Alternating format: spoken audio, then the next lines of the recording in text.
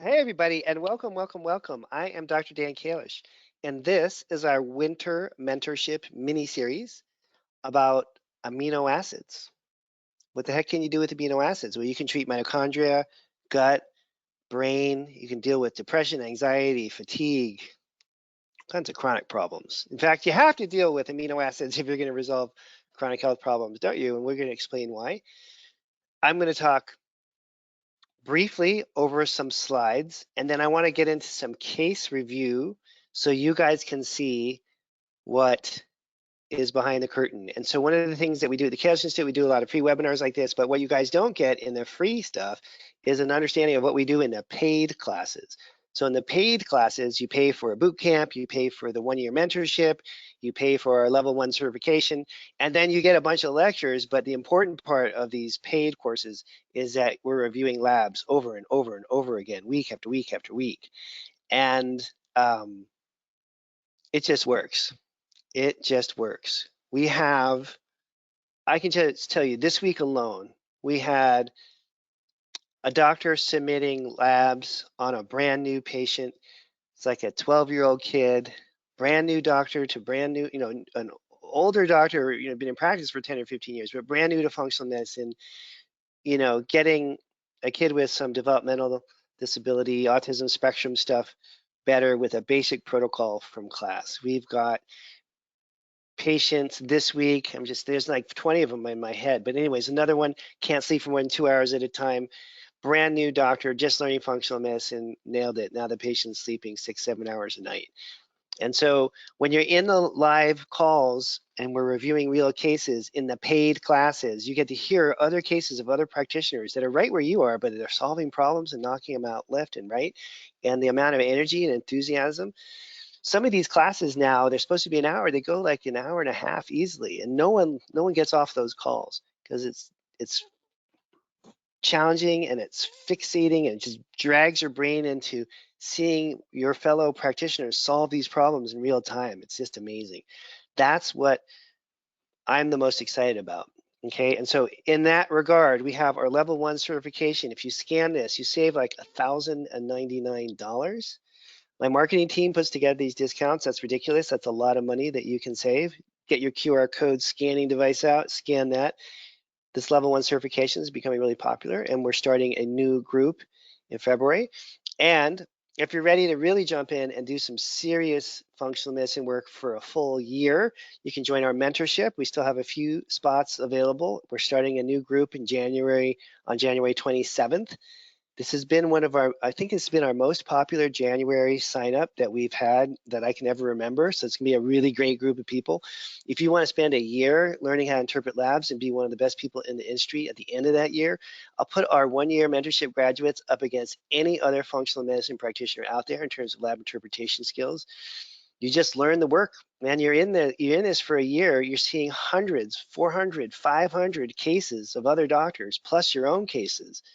This is like the real deal, and people get to that end of that year, and I'm just proud of what they have developed. And it's not just interpretation skills, but it's the confidence to look a patient in the eyes and who's saying, I've been to 20 doctors, I can't sleep for more than 2 hours, and just look at them and say, let's do these tests, in a calm manner, but with that inner knowing that you can get them better. So anyways, this is what we have coming up. Mentorship in January 27th. Level 1 certification starts February 6th. You can learn more. You can scan these codes. You get discounts, all this good stuff. So now we're going to talk about amino acids briefly, and then I'm going to get right into looking at a case and showing you how to apply this. Now, you don't get the excitement of hearing the new practitioner saying, I can't believe that this person's so much better, and I can't believe that this worked, but maybe you can just imagine that in the background. So the only point we really want to drive home for tonight is just one point. It's all on this one slide. You could just do the whole lecture based on this slide, is that there's two big things about amino acids. There's the fact that they're required, they are the only way that you can synthesize proteins. You need 20 amino acids to make all proteins in the body except for collagen. Collagen, you only need 3, but forget about collagen for a minute. That's not that's not important, but besides collagen, you need these 20 same amino acids in about the same proportions to make all your proteins. And this is true across all different forms of life. It's not just humans. you don't have one of these 20 amino acids in sufficient amounts, protein synthesis gets interfered with. Protein synthesis gets interfered with. Now, it's hard to really wrap your mind around how important that statement is. So I want to spend a minute dwelling on that. And I want to create a little bit of a thought experiment here. You know, Einstein did this, right? He did these thought experiments. So here I have a thought. Here's my thought experiment slide. What are the key proteins in the human body? And just start thinking, get your brain going. What are the key proteins in the human body? And now like a game show. What are the key proteins in the human body? Okay, now I'm going to just show you my list of the stuff that happens when you can't make proteins. Okay, muscle wasting, you get weak, and muscle strength and VO2 max, those are the most important determinants of how long you live. So this kills you, okay? You have to have proteins to maintain muscle mass. You can't maintain muscle mass. It's the #1 reason why you're going to die, right? All-cause mortality directly correlated with muscle strength and VO2 max. So it's really important because you can't be physically fit unless you can synthesize protein. It trashes your immune system because antibodies are proteins. It interferes with cell repair and growth. These are all the things that our patients are experiencing. They're weak and tired. Their immune systems don't work that great. They can't repair. They have hormone imbalances. That's proteins. Enzyme production. That's all the biochemistry of your mitochondria, completely dependent on the enzymes that are all proteins. Neurological issues, okay? What's like proteins like neurotransmitter receptors, metabolic dysregulation, organ dysfunction, the list just goes on and on. But everything that your patients are suffering from is related to an inability to synthesize proteins. So if you leave the amino acids unattended to, people struggle to heal. That's the bottom line to this talk. There's a second aspect to amino acids, which is usually what gets 100% of the attention, which are the non-protein synthesis roles. I'm not saying that these are not important, but they're not nearly as important as synthesizing proteins. And the way that I learned clinical nutrition was to learn the non-protein roles of amino acids. And I didn't even really conceptualize of their role in protein synthesis until I'd been in practice for over 20 years. And I met Dr. Richard Lord, who is my teacher, still is to this day. And that's one of the first things he straightened me out about. So you want to, in your mind, separate these things out. You need to memorize and understand the non-protein roles too. Like what? Like making glutathione. Now that's pretty darn important. Like making serotonin from tryptophan. That's important. Like the process of methylation. So not to diminish the non-protein roles, but when I say tryptophan, like if we did a thought experiment and I said tryptophan, what do you think of clinically? I mean, type it in. Everyone would type in serotonin. Or if I say tyrosine, what's the first thing that you think of? It's not protein synthesis, right? Or if I say glutamine, you're all going to type in gut healing. But that's not the major role of glutamine. That's not the major role of tryptophan. That's not the major role of tyrosine. Those are nice to haves, but the need to have role of glutamine, the need to have role of tryptophan, that you got to have it role of tyrosine is protein synthesis. So amino acids, you can't heal without them. This is like pretty important stuff. And you can test for them on a lab. It's not even that hard to do. Just run a lab that looks at amino acids. So now, with that rant and rave, we're going to spend a fair amount of time on the non-protein parts because you got to learn that too. And then we're going to talk about how you can use mitochondrial, how you can use amino acids to fix mitochondria, to fix the brain, and to fix the GI tract. But these are the non-protein roles. The most important thing we started off with, amino acids and their role in protein synthesis. Okay? Now, here are the 20 amino acids that you have to build proteins. All proteins in the body use these same 20 in the same proportions, which is strange. You think that a hemoglobin molecule would have completely different amino acids in it than an antibody, but they don't. They all have the same 20 amino acids in the same proportions. What differentiates a hemoglobin molecule from an insulin molecule? How does your body even make them different? Who knows the answer to that? You should know the answer to that, but it's a harder question than it sounds like. Anybody type it in? It starts with a D. It ends with an A, and there's an N in the middle. Okay, it's DNA. So your DNA tells your RNA messengers, all this kind of stuff, right? But anyways, your genes basically tell your DNA is unfolding, and it's instructing and informing your body to line up these amino acids in a certain sequence. It's the lining up of them in a different sequence that makes them fold differently, that makes the structure different. But it's the same amino acids in the same proportion. Why does this matter clinically? It matters a lot because look at what at the bottom of the list here. Tryptophan, by percentage, is present in the smallest amount in all proteins in the body except for collagen. It's not even in collagen at all. All proteins in the body. So that means if you're just a little bit low in tryptophan, it's the weak link in protein synthesis. If you don't have that little bit, you just don't have much of it to give up, and boom, you got a really major problem. Methionine, you just got boatloads of methionine and leucine floating around. So if you're like a little bit deficient in those, it doesn't really matter that much. So the main role of tryptophan, if you see low tryptophan on a lab, is not serotonin, it's protein synthesis, which then goes back to all these different body functions. So when you give someone tryptophan because their tryptophan test is low on an amino acid lab, let me just show you one more time here. What's that going to impact? Okay, serotonin is the least of it. It's going to impact muscle wasting. It's going to strengthen their immune system. It's going to allow them to lead to cell repair and growth. It's going to balance out their hormones because insulin, glucagon, and growth hormones are all proteins. It's going to help with the enzymes that catalyze everything in the mitochondria. It's going to help with the proteins that are neurotransmitters, right? The list goes on and on and on. I got pages of this stuff. Structural proteins. I was going to say trucks, but they are like trucks. The things that are transport proteins, ferritin, all of this. If you're low in tryptophan and you can't synthesize protein, all of this gets trashed except for collagen. So now, when you see an amino acid test and you see low tryptophan, you should be thinking serotonin, and then you should think, no, I'm not supposed to think serotonin first. Then you're going to go, oh, no. This is important to give, not because they need serotonin, because I want to improve protein synthesis, the biosynthesis, the production of protein. And so then it doesn't matter if tryptophan's low, if they're not depressed, and you could test their whatever, their neurotransmitters, and neurotransmitters could be fine. It doesn't matter. That's not why you're using it. Okay, that's, I think, the most important concept.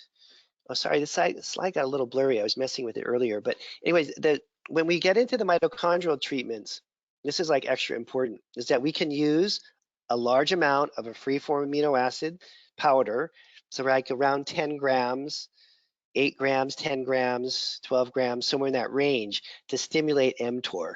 Now, most of the time when you hear about mTOR, people are trying to not stimulate mTOR, right? They're trying to slow it down to help with longevity and all this stuff. But in somebody who needs to engage in protein synthesis and make stuff, we actually want to stimulate mTOR.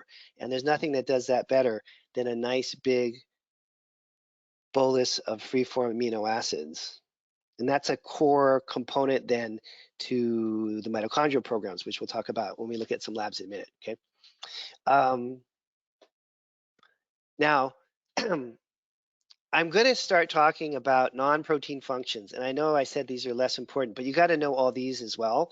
So I just want to cover them. But hopefully I yelled and screamed and was crazy enough for a little while about the protein functions that'll just stick in your memory as the most important part of this talk, okay? I don't want to just keep saying that over and over again. I'll just sound like a crazy person. So I've got to move on and talk about some other things that are interesting. So non-protein functions of amino acids. What's the function? Getting rid of ammonia. That sounds pretty important. You don't want a lot of ammonia in your brain. I certainly don't.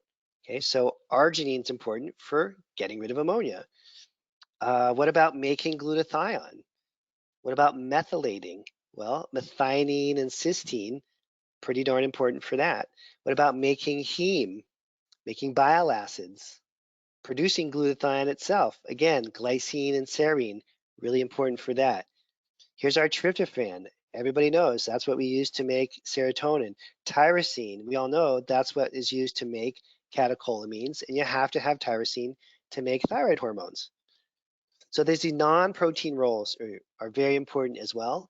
And you can relieve a lot of symptoms from treating low catecholamines with tyrosine. But this bigger picture role of these amino acids is these 20 helping you with protein synthesis. And you can see all these individual amino acids that do these have these non-protein roles are also on this list. There's your tyrosine, there's your cysteine, there's your tryptophan. Okay, there's glycine, our good friend glycine. Talk about that a lot in a minute. Oh, here's your methionine. Okay, they're all on this list as well. Oh, there's arginine. You see that? Arginine's right there. Not to leave out arginine. Okay, so now time goes so quickly on these. I kind of ranted and raved about all this already. So I'm going to talk about a couple of the key ones that you just have to sort of memorize. So you got to memorize that glutathione, which is the most important antioxidant, is made from cysteine, glycine, and glutamine. So if you see on an amino acid test, low cysteine, low glycine, or low glutamine, you should be concerned that they might not be able to make enough glutathione. Okay, cysteine, glycine, glutamine. Glutamine is the least important because there's tons of glutamine floating around, so there's a little more ability to not have enough glutamine. Cysteine's probably the most important for glutathione production, and then glycine's like right in pretty close to cysteine.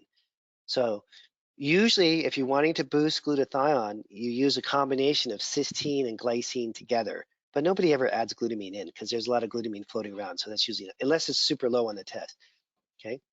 And you can get, and usually people don't give cysteine itself, they give NAC or N-acetylcysteine combined with glycine has been shown to boost up glutathione more effectively than just NAC by itself. Now, if they're low in glycine on the test, then you have to give it, right? Then, of course, your ability to increase glutathione production with just NAC alone would be very limited in someone who's deficient in glycine. Okay, but what's the major role of glycine in the body? It's a trick question.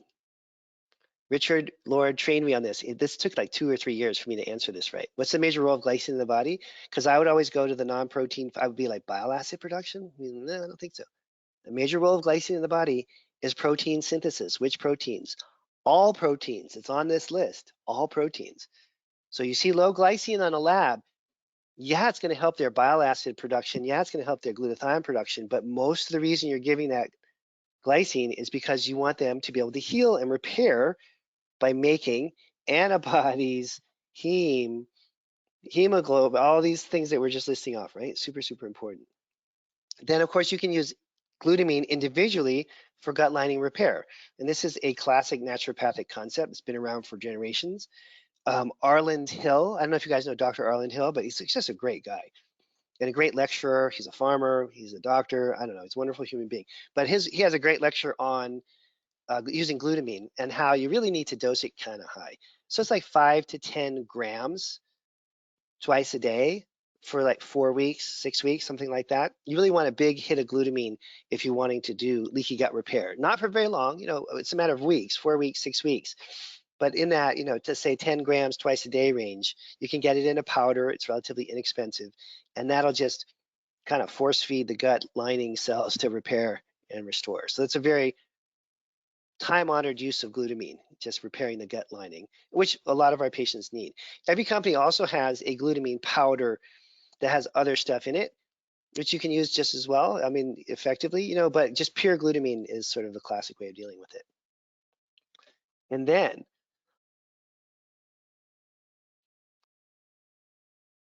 when I like the title of this article. It's from like some journal called Neurology Clinical Practice. Not like I sit around every night reading Neurology Clinical Practice just for fun. I'm watching Netflix right now. Oh no, okay, my TV recommendation, just to take an aside for 10 seconds. It's the best show ever. If you like dark comedies, this is very dark and very funny. It's called Bad Sisters and it's on Apple TV. We're just finishing the second season. I'm not going to spoil it and tell you what happens because it's a really great show. Okay, so think metabolic. What they're trying to say here is that there's a lot of people that have inherited metabolic disorders.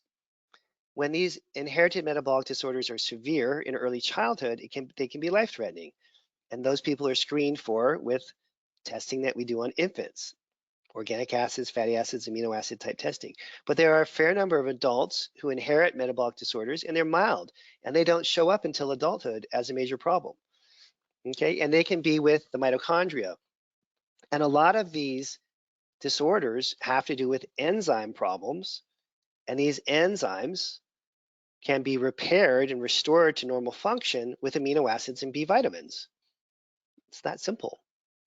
You can get the enzyme function to normalize with B vitamins and amino acids, even in people that have these inherited genetic versions of the problem, which is a lot of the patients that we work with who were quite sick. Okay, and so this is my favorite enzyme probably of all time, complex 2. It's also called succinate dehydrogenase. So it's an enzyme that's both in the citric acid cycle itself and in the electron transport chain. Who would have thought? It has 2 jobs, and they're both pretty darn important. And we just had a case in the mentorship of this, like on Tuesday. So this enzyme gets screwed up a lot, and you'll see succinate or succinic acid go high on an organic acids test. Okay, and when that happens, or sometimes you might see fumarate high. When that happens, it means that both the electron transport chain and the citric acid cycle are not working properly. And again, this enzyme here, this is the diagram is showing it. It's a protein. It's a folded up protein. You could also have a deficiency of glycine or tryptophan or glutamine that would make it so that you don't build this molecule quite right, because you don't have all the amino acids you need to build it properly. And then it's not going to work quite right. Okay, so amino acids will get the restoration and repair going for all these different functions, including metabolic functions in the body. It's pretty profound. And it's a very simple treatment. You just give people free form amino acids. It's a powder. If you're new to this, I would recommend you start with a low dose, like 5 grams. That's about a teaspoon twice a day. I use the one from Pure Encapsulations because I think the flavor of it is okay. It's called Amino Replete. You give a teaspoon once in the morning, teaspoon once later in the day. Start to get the free-form amino acids in, start to get the repair process going. There's more complicated protocols you can do, and just make sure you give B vitamins along with it. The burning of fat. This is just to show there's a whole bunch of enzymes involved in that as well. So if you don't have enough amino acids, that doesn't work. These are all proteins. Everything in the electron that's lodged in there consists of the electron transport chain, those are all proteins as well. Okay. So it's going to affect metabolism, brain, cardiovascular function if you don't have enough of these amino acids. And it's super common. And that's why so many of our patients have multiple symptomatic profiles where they're depressed, they're anxious, their guts don't work well, their hormones are screwed up, their not oxygen carrying capacity isn't that great, they can't exercise very easily because they have global problems that are affecting all these different systems. I mean, single problems that are global that are affecting all these different systems. So then the next question becomes like, how could these get depleted in the first place? Well, in functional medicine, we have a bias. And, I think the first answer for why is anything wrong is GI inflammation, because you can kind of always count on that as your friend in terms of screwing people up. So GI inflammation, super common. Malabsorption, meaning maybe you're eating enough dietary protein, but you're not absorbing the amino acids very well. Heavy metal exposure will do it. Why? Just like with mold exposure and H. pylori infection, because those are taxing on the body. They put us into a catabolic state. We start to break tissues down and we're not building up, okay? And we lose amino acids due to all those different reasons right there.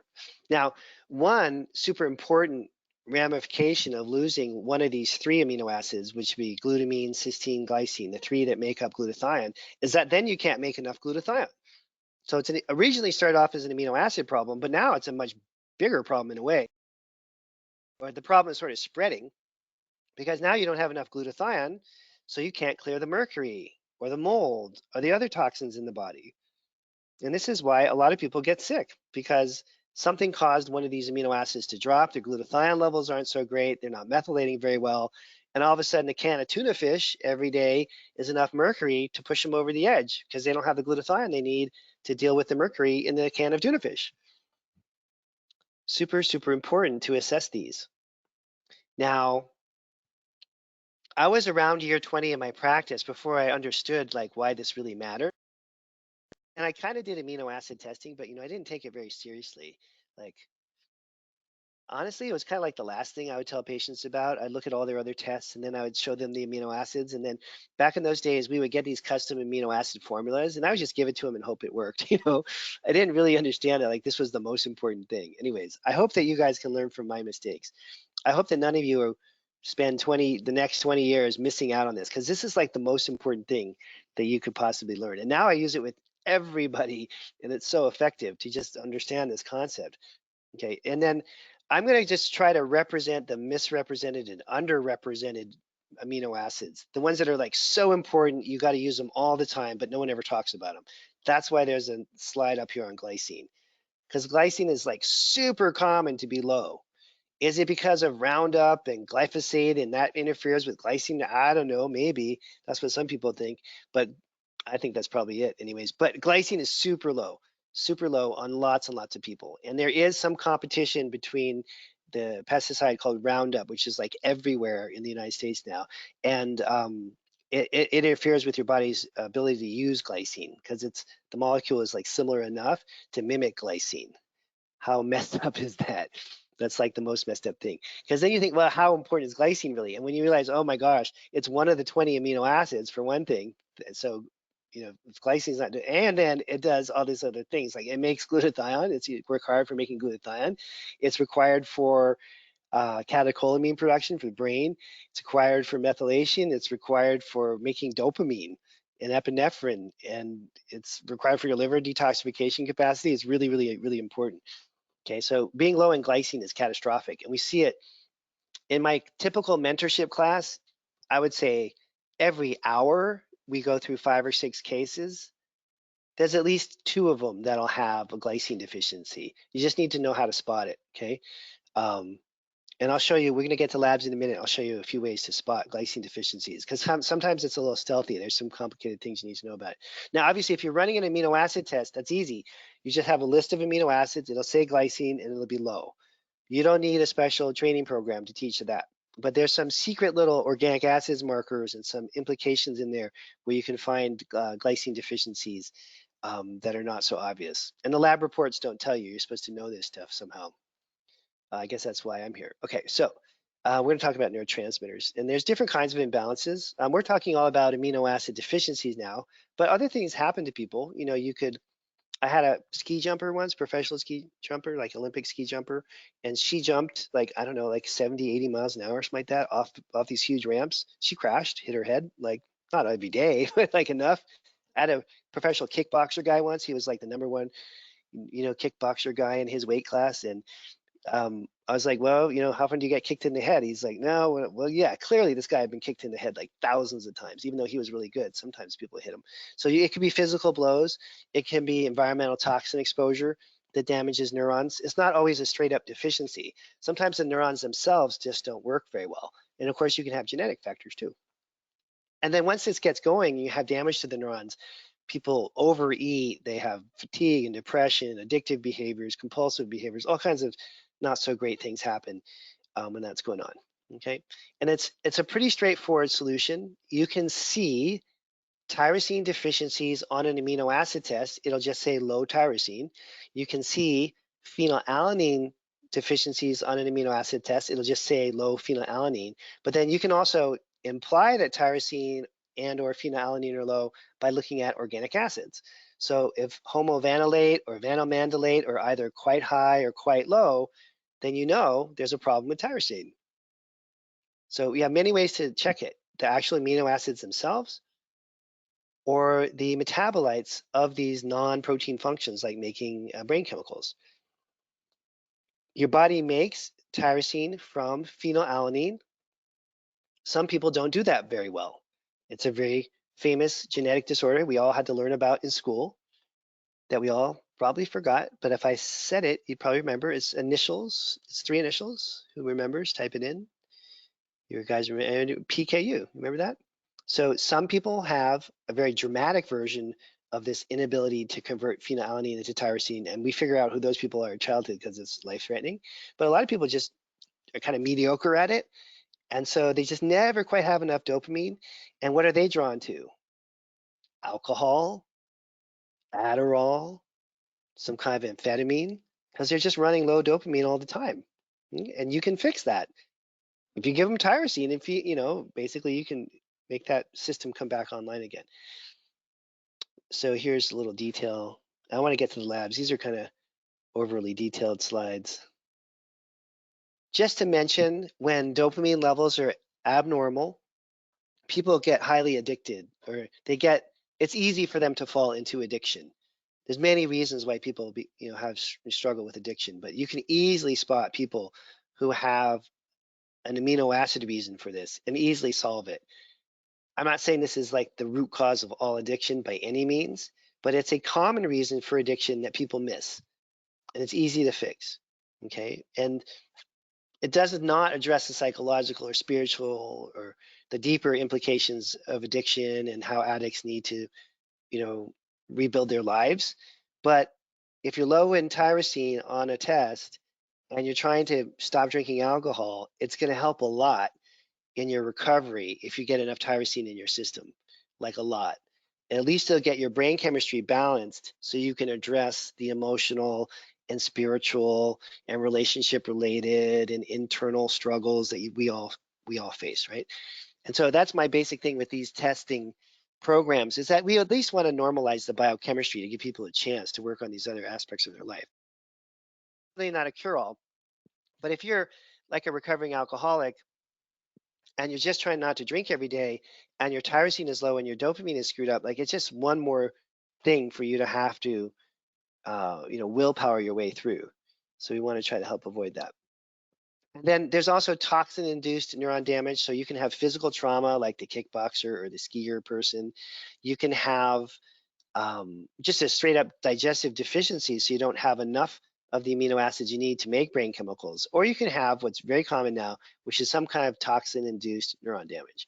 You can even have a post-viral injury type of neuron damage too, which is we're seeing a lot in these long haul COVID patients. So infections can do this, but more to the point, heavy metals and chemicals in many of the patients that we screen and test have problems with detox pathways, and you're going to have some pretty immediate implications there in terms of what happens to the neurons. And in terms of neuronal damage, and we're going to go into cases in 1 minute here, I promise, is that if the neurons are damaged, they're not conducting signals as well, then we want to restore normal neuron function. We want the neurons to heal and repair. And if we use the right fatty acids and amino acids and B vitamins, you can get the job done in a pretty straightforward way. Okay, right before we look at cases, for those of you that joined us late, we have a level 1 certification now. We started this last year. It's very popular. It's an introduction to functional medicine. There's 4 different components to it. We do adrenals, GI, female hormones, and organic acids. It's straightforward. It doesn't require like a huge life commitment to do the year. And it's a good way to get your legs under you if you're just kind of new to functional medicine and you want to, see if it's a good fit, get some basic protocol design skills. Each one of the classes includes live Q&A calls where we review labs, as well as a curriculum to teach you how to interpret them. Okay, so that's a great thing. And you get $1,000 off if you use that code. We'll email out these codes to you guys too, okay? And then the flagship class is the 1-year mentorship. So how is this different? Because we're looking at all the labs in real time and the cases are complex. And we're doing adrenals and GI and organic acids and fatty acids and amino acids all in the same patients at the same time. And so when doctors present these cases, they're doing all the tests on the patient, and it's like a pretty sophisticated group and they learn super fast. And we're just trying to get, it's like an internship. It's like a residency program. It's like an intense year of just immersion. It's like a language immersion course or something like that in the language of functional medicine lab interpretation. And when I talk to the graduates of the mentorship, I'm always thinking that they're going to say, oh yeah, I learned a lot about interpreting labs. But they always say the same thing. They always say, no, that was helpful, but I really learned about case management, about how to approach cases, about how to sequence things, how to explain things to patients. So we do a lot of patient communication skill development and confidence building. I think that's really what this comes down to. So at the end of this 1-year mentorship, you have absolute confidence in your lab interpretation skills and you know how to fix things. So anyways, I'm very proud of this group. If you're not ready for that, you do level 1. You can warm up with level 1. You can do the mentorship next year. You know, we're starting these both right now though, just so you know. Okay. All right, so let's get into program design. I want to show you a couple things.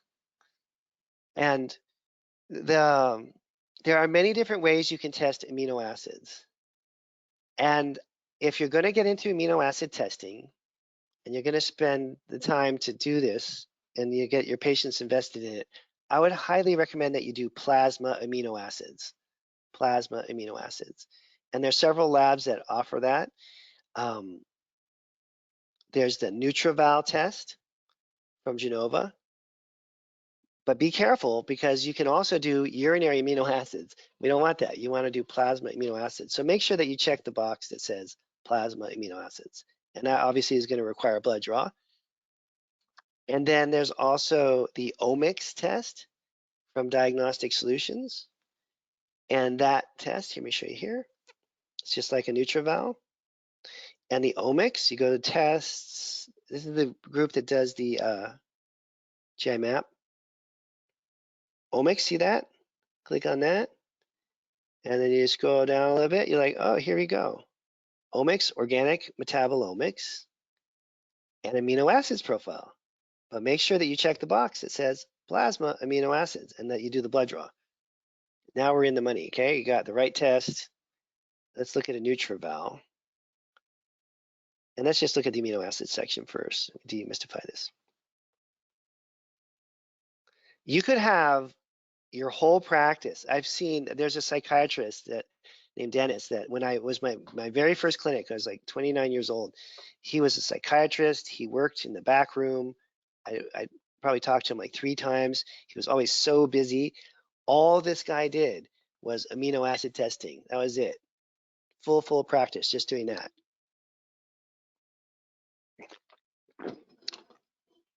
And here it is. Oh my gosh. Okay. So exciting. Some of these tests you look at, you're just like, how is this person even alive? Let's look at this one.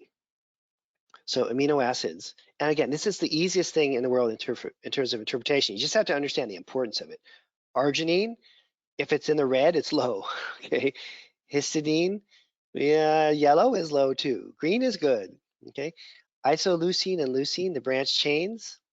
So tell me how you're going to have normal muscle function and muscle health if leucine is low. It's impossible.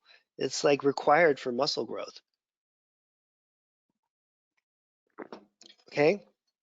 It's also required for all protein synthesis. Kind of tricky there, didn't I? A little bit. So like if you're low in arginine, that's also going to impact muscle growth. But leucine, give me a break. That's going to be like critical and bad. And you can see all these ones that we're talking about now. Here's your methionine, taurine, tryptophan. Some of these, you know, you don't really ever deal with, like asparagine. Like nobody ever prescribes asparagine. It's named after asparagus. I know that. It's like the only thing I know about it. So some of these you can kind of ignore, to be honest. But there's some pretty darn important ones in here. Glutamine, tyrosine, okay? So it's just straight up. It's low or it's not. If it's high, it's very rare that people are eating too much protein.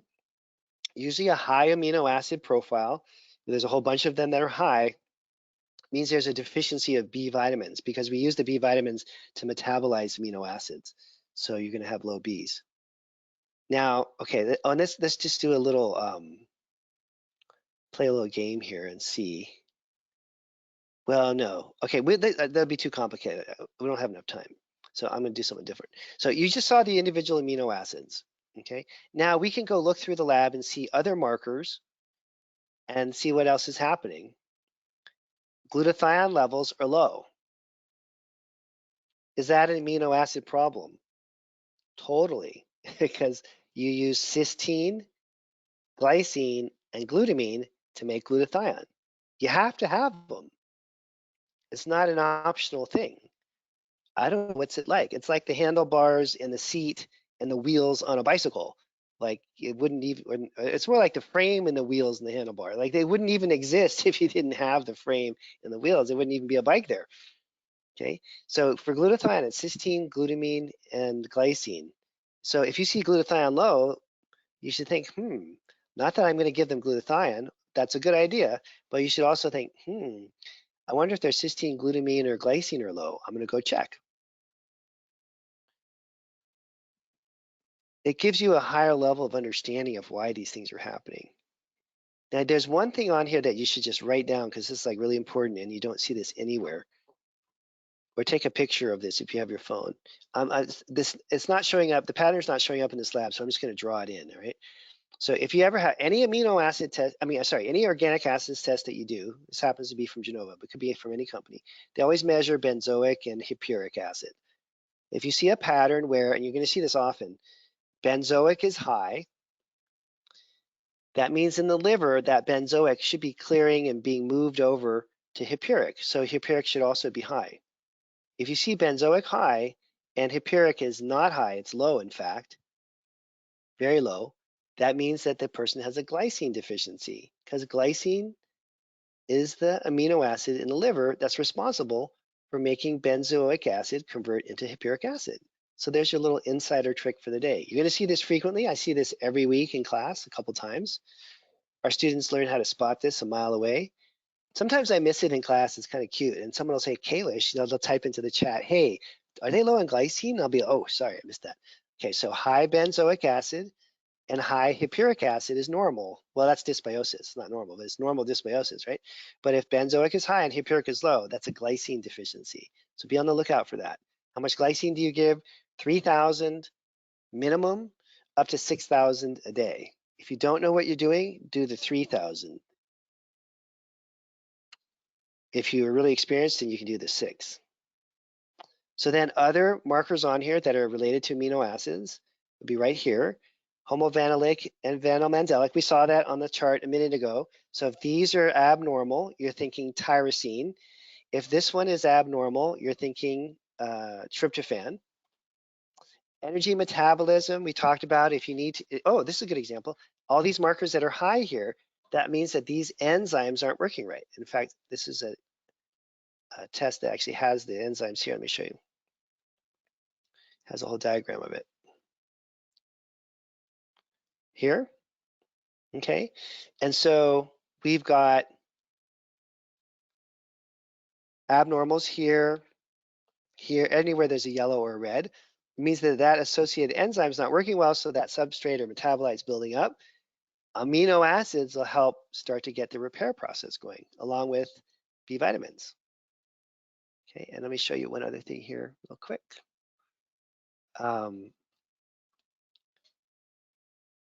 On the omics, they have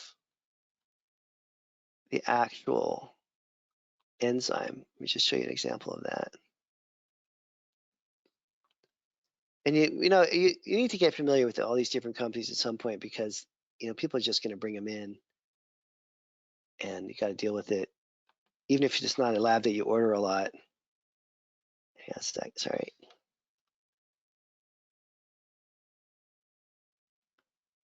Here we go. I knew I had a million of these somewhere.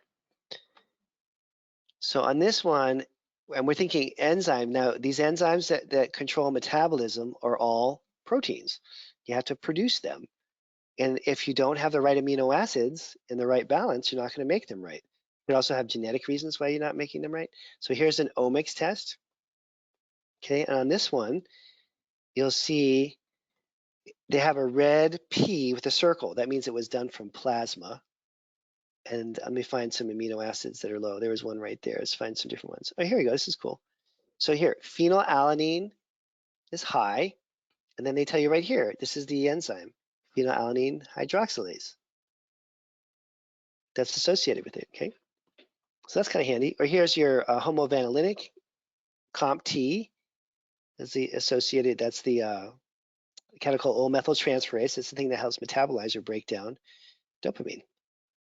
So, and here's leucine, to give you a little clue, branched chain amino acid transaminase. So you got to end up learning not all the enzymes, but the ones that are really important. There's maybe like 10 or 15 you probably need to know. You're going to be fixing these things, so you want to know what's happening, right? Because you're actually going to be manipulating them back into place. So I'm going to show you, we got time for this? I'm going to do one complete case, and then I'll go for questions, okay? So here's a case, all 3 labs, adrenal stress test, DHEA low, cortisol is a little wonky. The cortisol awakening response should be 50%. It's at 109, so it's pretty clearly off. So they have an adrenal problem. We call this a stage 2. Secondarily, here's your GI map, same patient. What's going on? Ooh, that doesn't look good, does it? So the entire microbiome is wiped out, just completely wiped out. That's not good. Look at that. It's like a bloodbath. I just see like, yeah, it's not good. Okay. And then let's see what else has happened to this poor person. Well, that's it. All right, well, that's enough. So the most important, one of the most important systems in the body, probably one of the most important, let's put it in top 3, your GI tract, the microbiome, you have to have these good bacteria present. And there's just lists of them here that are low. So there's no way this human being can be healthy. It's impossible with a microbiome like this to be healthy because these gut bacteria control metabolic function, immune function, neurological stuff, all the same things that we're talking about in relation to amino acids. And then if you look at the patient profile here, this patient has increased irritability, weight loss resistance, bloated with any food, gas, sleep disturbance, wakes up 2 to 3 times during sleep, lack of motivation. Okay, that's what happens when all these effects go on. And then we're going to look at, this is the metabolomics from the same patient. Okay, and we're going to look at each of these labs real quick, and then I'm going to show you how all these things relate to amino acids. So they have some B vitamin deficiencies, major mitochondrial problems. Interestingly, the brain chemistry looks perfect. Well, that's good. And yeah, okay, so now let's look at a program designed for this person so you can see how you can integrate these protocols together. And again, when you're in the mentorship or one of these boot camps, it's a little more impactful in a way because we're doing these cases that are real people, and almost every one of the doctors or practitioners in the class submits labs on themselves, you know? So it just somehow seems more intense when there's the person's on the line and you're listening and you're hearing the stories, and it just really, I think it amplifies the learning experience pretty dramatically because we all learn quickly when we're under pressure. All right, so let's design a program here. So we're going to call this Amino Acid Support Program. So from the adrenals, we know that there's HPA axis dysfunction, which means they have catabolic physiology, meaning they're breaking things down excessively. So would it be nice to give them a little bit of free-form amino acids to help with repair? Yeah. With the mitochondrial markers, there's a whole bunch of those enzymes that are elevated, same, right? Would it help to give a little bit of amino acids for mitochondrial repair? Sure would. So you can use Amino Replete from Pure, or if you like designs more, you can use, they call it, I think, Amino Acid Supreme. And just be careful. All the scoopers and all these different brands are different sizes. So for this basic protocol, you want 1 teaspoon 2 times a day. 1 teaspoon 2 times a day. Okay. That gets you the free-form amino acids. You can look on the labels. You'll see all the ones we just talked about are listed on the label. And then to make those amino acids work, you have to give B complex. Now, we're not going to skip all the adrenal stuff because we're just doing amino acids for this purpose. Oh, and they had the microbiome problem. Glutamine, right? I usually use one of these powders. I think they're easier a little bit, but you could use like an Epi Integrity powder.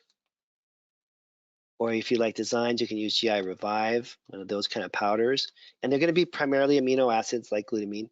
And you do 1 to 2 scoops 2 times a day.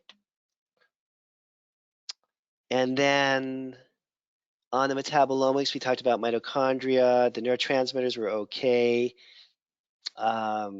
let's just pretend that they had a glutathione problem. I don't think they did, but let's pretend they did. You'd want to use NAC and glycine, right? So they make NAC in a 900 milligram. You give some of that, and then glycine in a 500 milligram usually. They also make it in a powder. And so this is all amino acids plus the B vitamins you need to make it. And we're addressing adrenal stress and mitochondrial problems with the first product, the B complex to make everything work, glutamine-based powders for the gut repair, NAC and glycine for restoration of glutathione. And you can see, boom, boom, boom, just all the way down the line, it's amino acids, amino acids, amino acids. Okay? Let's see if we have time. Let's do one more lab, then we'll do questions. Hey, I got this one up already. Let's just look at it. Where'd it go? Let's see. Bing, bing, bing. Here. All right. We're just going to scan through this one. This is an omics. It's a beast of a test, but it's organic acids plus amino acids. So let's just look at the important parts for our conversation today. Okay, Krebs cycle or citric acid cycle. I don't know. That looks pretty good to me. I don't know about you guys. Fatty acid oxidation, it's not so great.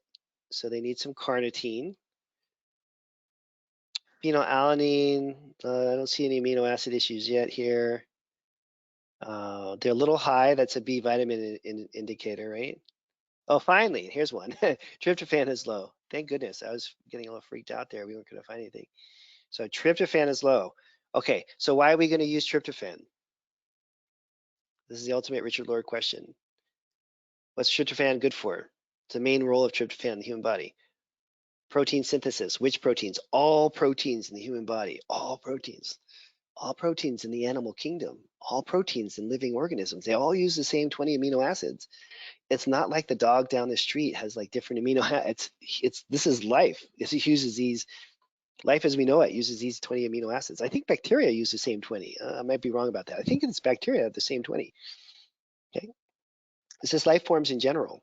So tryptophan, we're going to use it to boost up their serotonin. And in fact, how coincidentally, their serotonin marker is really low. So yeah, it's going to help their serotonin for sure. That's a given. It has to. But as important, perhaps 10 times more important, it's going to help with protein synthesis. So even if the serotonin marker was normal, you got to give the tryptophan if it tests low because it's important for protein synthesis and repair. See if we find anything else here. Those all look good. Now, if you see high ones, you're thinking B vitamins to help with the metabolism and breaking down of them. Glycine, ha, look, how convenient. I just randomly picked this test, but I'm glad. This is the thing. Why are you going to give glycine? Because it's one of the 20 that make proteins. And it's really important for your brain, your liver, your everything, right? It's one of the 3 that's even in collagen. The glycine is like the most underappreciated nutrient on the planet. Lysine is low. Okay, lysine is low. So what does that mean? Well, we didn't talk about this, but lysine is what you use to make carnitine. And carnitine was low on the earlier part of the test. So now we understand why their carnitine's low. They're not burning fat because they're low in carnitine, and they need lysine to make the carnitine. So we're going to give them lysine, usually around 3,000 milligrams. Glutamine's low. Okay, going to give glutamine. Proline, let's see. That's enough, probably. You get the point, yeah? So an individual amino acid like lysine can be low, and that'll tip you off as to why these fatty acid markers are off. You're also thinking, wait a minute, which is those 20? Well, he said there's 20. He said there's 20. I also said sign up for the mentorship, sign up for the level 1 certification. This is low-level brainwashing. Sign up for my classes. Which is the 20 here? Oh, let's go back. Where's that list? Here. Oh, here it is. And we're thinking, is lysine on that list? Oh my gosh, it is. Who would have thought? There it is. Sitting right there. Okay, so point. You're giving lysine to help with a bunch of stuff, but the primary role you're giving it is to help with the reconfiguration of proteins in the body. Okay, so now let's take a look. We got a couple minutes for questions. And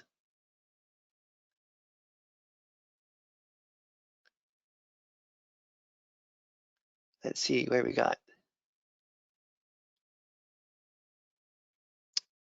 Now, if you're getting negative side effects from using amino acids, that's intriguing. That means something else is going on. That shouldn't happen. Usually it's a GI problem.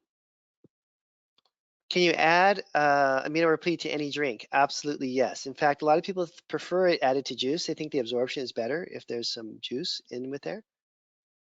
And it's better without meals, the amino replete. Amino acids are different. Some can be done with food better, some without food. But if you're using free-form amino acids, generally you want to do it on an empty stomach, okay?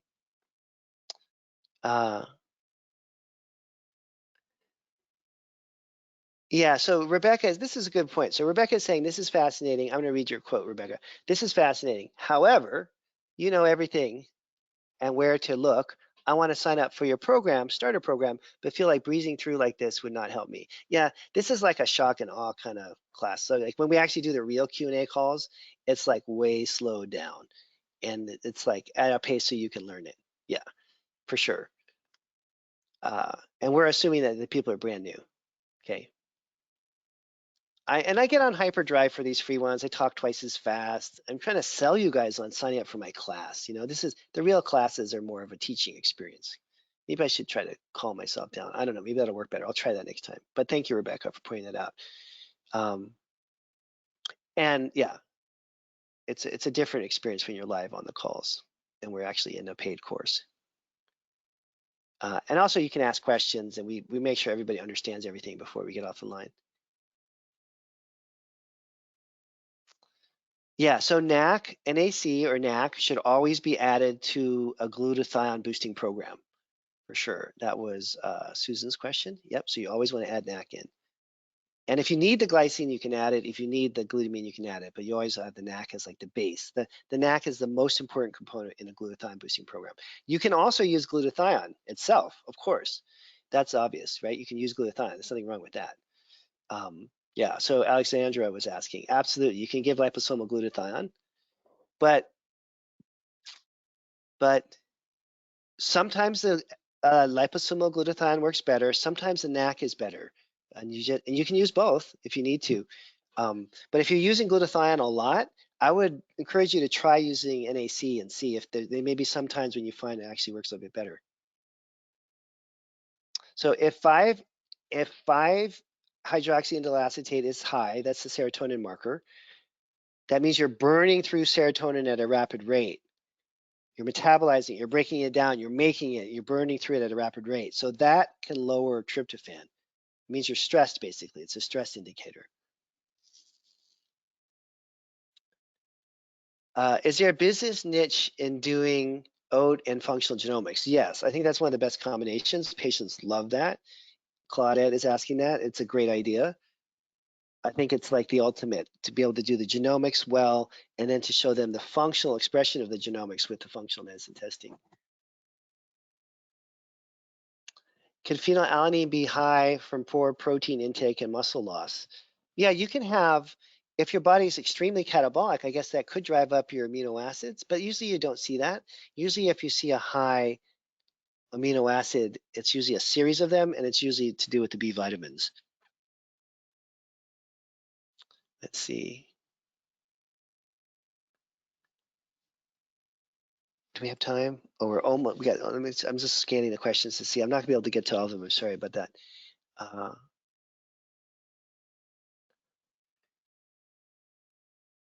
Let's see. Oh, one more question here. I'm scanning to see if I can find them.